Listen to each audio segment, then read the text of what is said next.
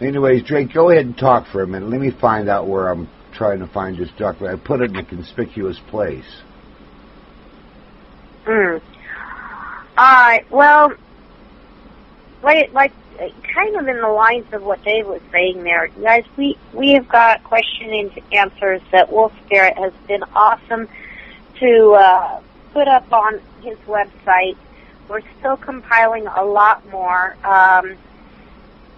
But please, guys, let's use some common sense here when we ask questions. We get so many of the same repeat questions that have been answered over and over.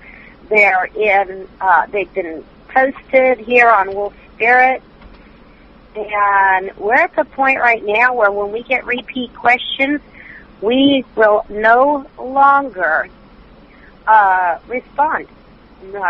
I've become very close friends with the delete key, or the delete button. So, guys, we need to really think about the questions that we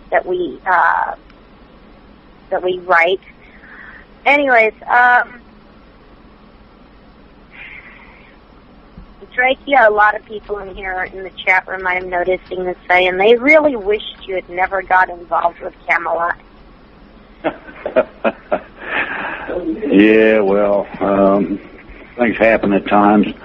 I wanted to say hello to Keith, my friend, and apparently that was a big problem. So, Ted, the problem is no longer going to be mine. This is not going to damages type lawsuit. This is one for action only, and involves things that people are not going to like. One of those could be an absolute requirement that it be disbanded.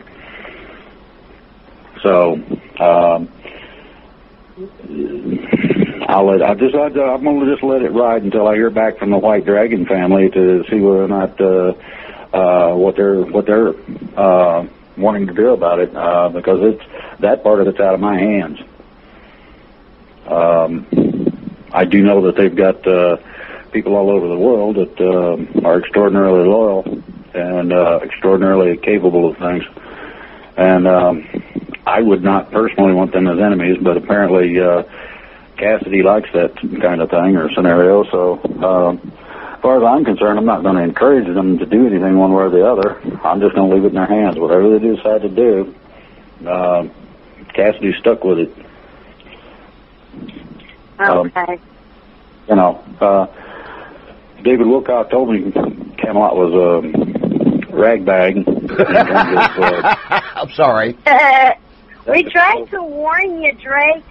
That's a quote. Okay. So, anyway, he said it was a rag bag, and that's why he quit. He disassociated with it. Primarily, some of the earlier work was extraordinarily great. Apparently, there was an ego problem, and I believe that still resides on the website today. There's also apparently an attention problem. I don't know if that goes to sexual orientation or other amenities, but my suggestion is that they stepped on their own toes pretty badly, or they would have an extraordinary readership like they used to. The things of God prosper, and those things that aren't of God tend to wither away and die. A house built on sand, great is the fall of it. Well, it's good to know that somebody has offered a multi-million-dollar suit against them. That hopefully will clear some of the fun and games. Personally, I understand the responsibilities of writing, and I will make a suggestion that if somebody wants to understand and see the political spin, the links on the web on that conspiracy theory page on that particular article do go to some interesting conversations that I did have when I was doing counseling, among other things. And they're very accurate. They're apropos to people who are looking for answers. A lot of that was done on the Humanity Healing website, which is basically a spiritual website. It teaches you what the spirit is, how to access it, and how to be more like you're supposed to be, which is pretty awesome. And they do it in a very nice, I don't know, you feel like a little kid enjoying sitting still watching something of interest when you're in there.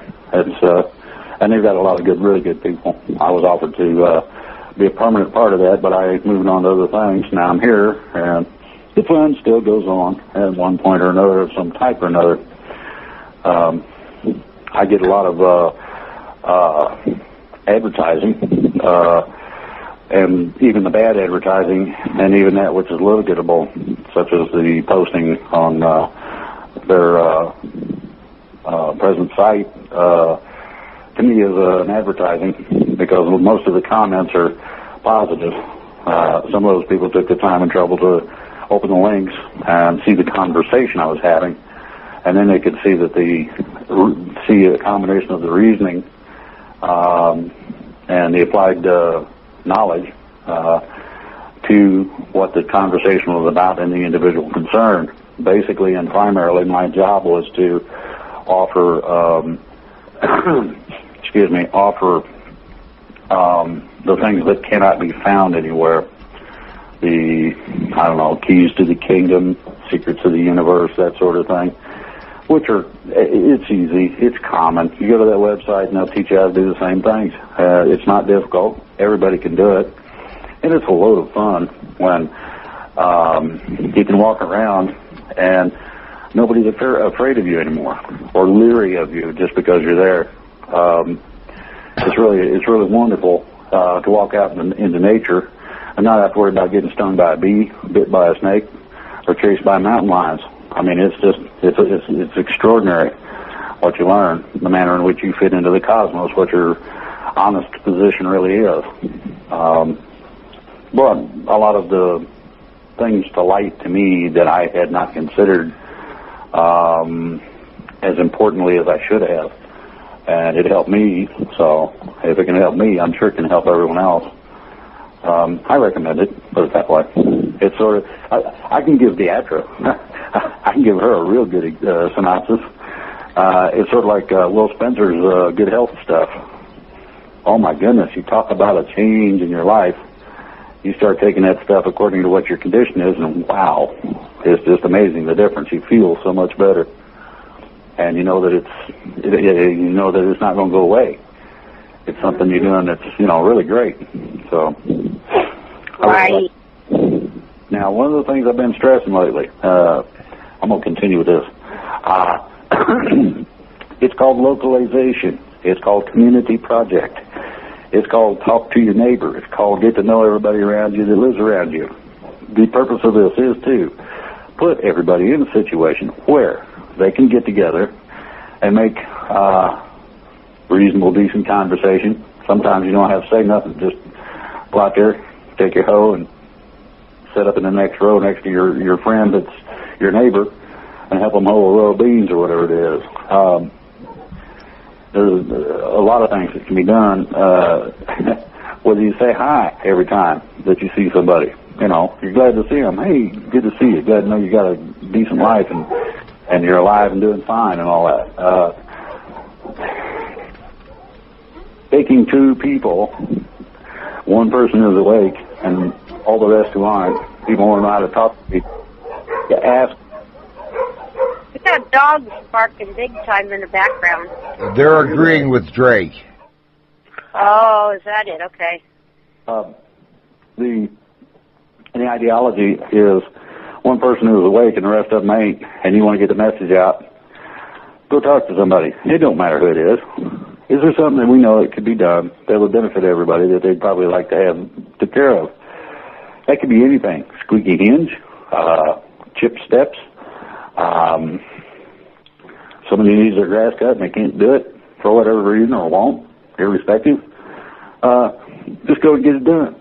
You'd be shocked.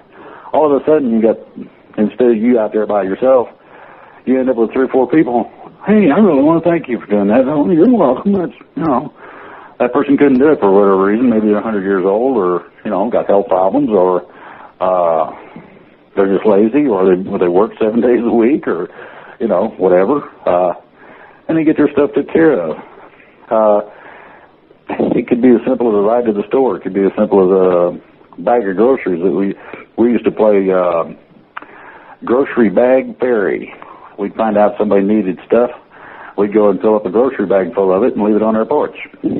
Now, it's pretty hard to refuse something like that, and generally, it didn't stay on the porch very long.